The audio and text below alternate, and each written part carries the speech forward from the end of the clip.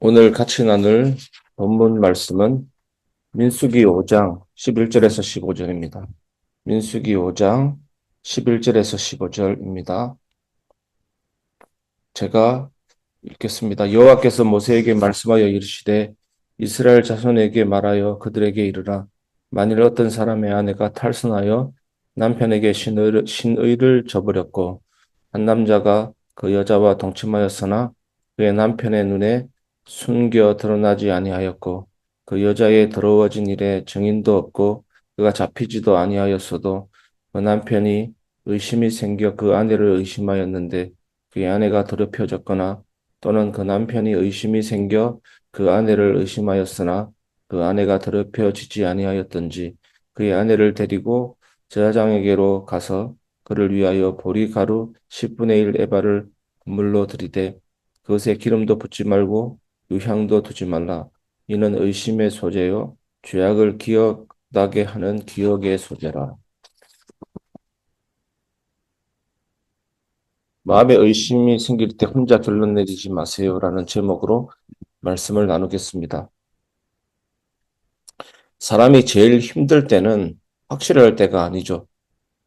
애매할 때입니다. 답답할 때가 힘듭니다.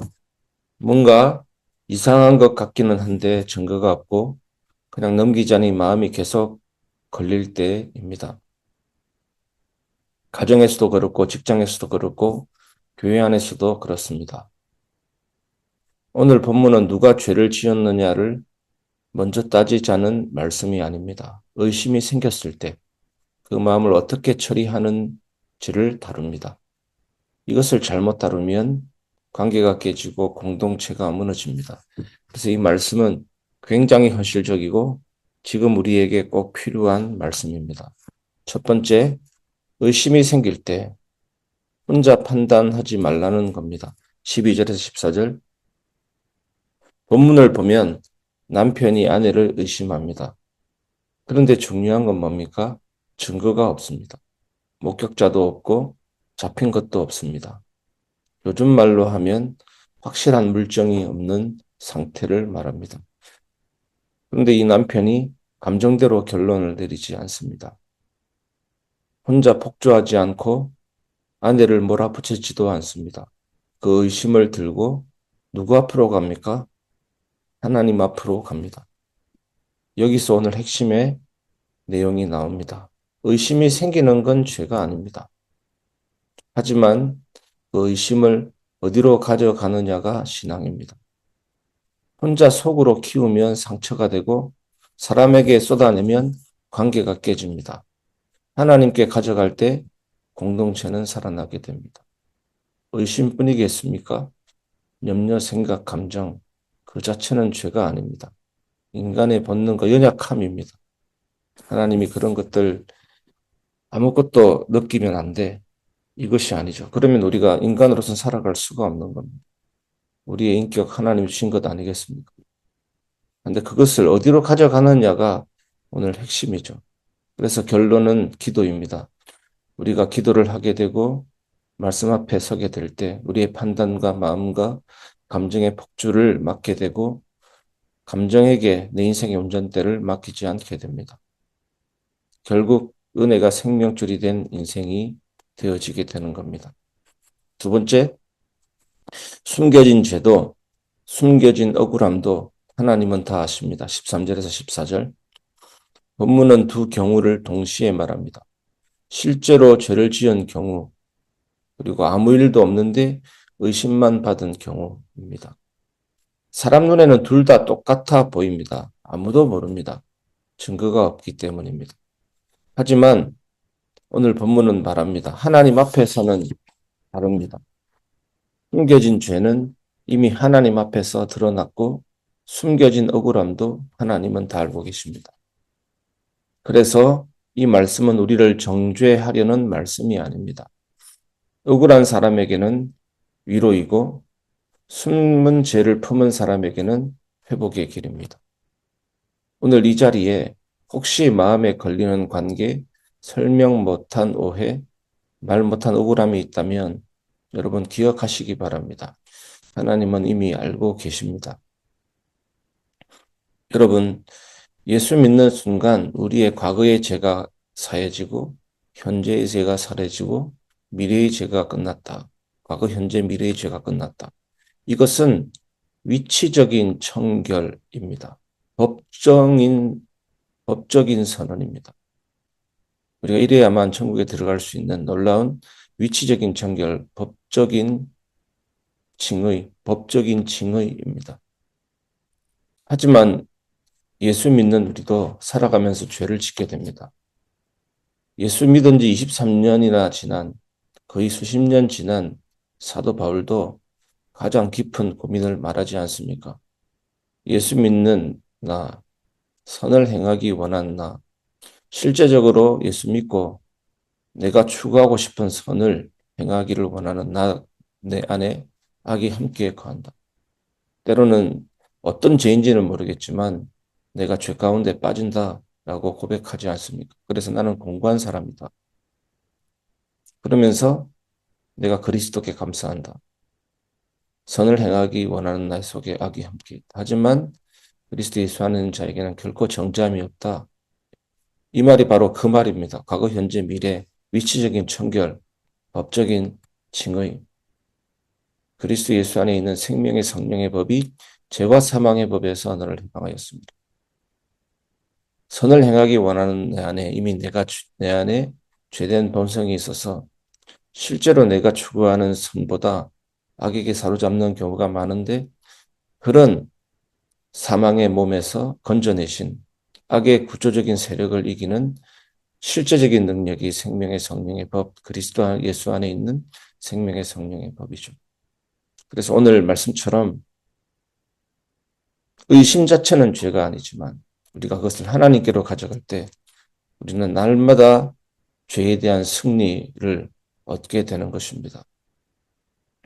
그런데 구원받은 우리도 죄를 지을 수 있기 때문에 우리는 날마다 실제적인 청결함을 그 회개와 믿음을 늘 내 삶 속에서 체험해야 되는 것입니다.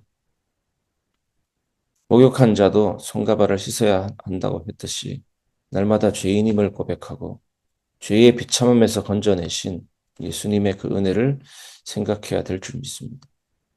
우리의 죄는 예수님께 전가되었고 그 예수님의 흠없으심, 그 의는 우리에게 전가되었습니다. 너는 죄가 없다. 너는 의인이다. 하나님이 법적적으로 우리에게 선언해 주신 것입니다. 오늘도 그 예수님의 은혜 기억하시기를 바랍니다. 세 번째, 하나님 앞에 가져오는 예배는 가볍지 않습니다. 15절. 남편은 아내를 데리고 예배 자리로 옵니다. 그리고 제물을 드리는데 이 제물이 특이합니다. 보리 가루입니다. 기름도 없고 유향도 없습니다. 향기 나는 예배가 아니라 무거운 마음 그대로 드리는 예배입니다. 하나님은 여기서 이렇게 말씀하시는 겁니다. 괜찮은 척 하지 말고 있는 모습 그대로 오너라. 여러분, 예배는 정리된 사람이 오는 자리가 아닙니다. 기도도 마찬가지입니다. 너가 그런 모양, 그런 상태로 오는 것을 나는 허용하지 않겠다. 그러면 사랑의 하나님, 은혜의 하나님이 아니죠. 다른 종교는 그렇게 할지 모르겠지만 하나님은 그런 신이 아닙니다. 다른 종교는 다 귀신이고 가짜지만 하나님은 살아계신 하나님이십니다. 있는 모습 그대로 나오느라. 내가 나아지면 하나님께 나아가겠다. 그것만큼 위험한 경우는 없습니다. 나아지기 전에 예수님이 내가 너에게로 먼저 가겠다. 그래서 십자가 복음, 보혈의 은혜입니다. 정리받으려고 오는 자리입니다. 치료, 고침, 만집, 회복을 얻으려고 오는 자리입니다. 마음이 복잡할수록 문제가 해결되지 않을수록 그 상태 그대로 하나님 앞에 나오라는 겁니다. 저도 개인적으로 이런 경험이 있습니다. 여러분, 말로 하는 기도는 등 따시고 배부를 때입니다. 하지만 위기가 오면 말은 사라집니다. 말은 사라지지만 우리에게 방향은 있습니다. 하나님, 어디로도 출구가 없기 때문입니다. 어디로도 출구가 없습니다. 우리에게 뚫린 유일한 출구는 하나님입니다. 그래서 저도 예전에 답답할 때 기도도 안 되고 아무것도 안 될 때 찬양 드릴 기분도 아닌데 찬양을 한 적이 있습니다. 찬양 드릴 상황도 아닌데 입으로 그냥 사랑하는 나의 아버지 이름 높여드립니다. 흥얼거린 것입니다. 근데 놀라운 체험이 있었습니다. 그때 내 영이 회복되는 것을 체험했습니다. 그래서 다시금 기도할 수 있는 은혜가 주어진 것입니다. 여러분, 정리받으려고 오는 자리입니다. 예배 시간에 참된 은혜와 회복이 여러분에게 있기를 주 예수님의 이름으로 축복합니다. 말씀을 마무리하겠습니다. 의심을 품고 싸우지 말고 하나님께 가져오세요. 사랑하는 성도 여러분, 오늘 말씀은 우리를 몰아붙이는 말씀이 아닙니다. 우리 관계를 지키고 공동체를 살리기 위한 말씀입니다. 의심이 생길 때 혼자 판단하지 마시기 바랍니다. 혼자 판단하면 내 안에서 생각에 꼬리를 물고 생각이 엄청난 회의를 하게 되면서 결국 내 편한 대로 판단하고 결정을 내리게 됩니다. 그렇게 결론 내리지 마시고 여러분 하나님께 맡기시기를 바랍니다. 큰 문제가 있을 때, 어떤 위기가 있을 때 24시간 중에 수도 없이 그 생각이 떠오를 수 있습니다. 그때 우리는요, 수도 없이 그 불안을 내려놓는 것입니다. 하나님 앞에 가져가는 겁니다. 그 기도의 반복이 신앙생활입니다. 완전한 염려, 근심 없는 그런 복잡한 거 생각하지 않고 살아가는 상태는 성경적이지 않습니다. 사도 바울도 고민이 있었습니다. 마음의 찔림이 있었습니다. 다윗도 내 영혼아 어찌하여 내가 낭망하며 우울하느냐라고 고백한 것입니다. 그것은 생각하지 않고 살겠다는 것이고 인간으로 살기 싫다라는 것입니다. 염려 없이 그냥 하나님과 나 천국의 기쁨만 느끼면서 살아가려고 하는 것은 불가능한 일이고 성경적이지 않은 일입니다. 하나님은 숨은 죄는 다루시고 숨은 눈물은 위로하시고 공동체는 지키시고 여러분 자신을 지켜주실 것입니다. 그래서 우리는 오늘도 예배합니다. 완벽해서가 아니라 맡기기 위해서입니다. 그 하나님이 오늘도 우리 가운데 거하시고 우리 관계와 삶을 붙드시고 우리 교회를 붙들고 계십니다. 오늘 하나님 앞에 나아가시기 바랍니다. 의심의 소재 기억하시기 바랍니다. 때로는 하나님 앞에 섭섭한 마음이 들 수도 있습니다. 서운한 마음이 들 수도 있습니다. 그것도 하나님 앞에 가져갈 때 기도가 됩니다. 하나님 왜 이러십니까? 라고 고백하는 것도 기도가 됩니다. 결국 그 입술이 변하여 찬송이 될 것입니다. 오늘도 그 은혜가 넘치는 오늘 하루가 되시기를 주 예수님의 이름으로 축복합니다.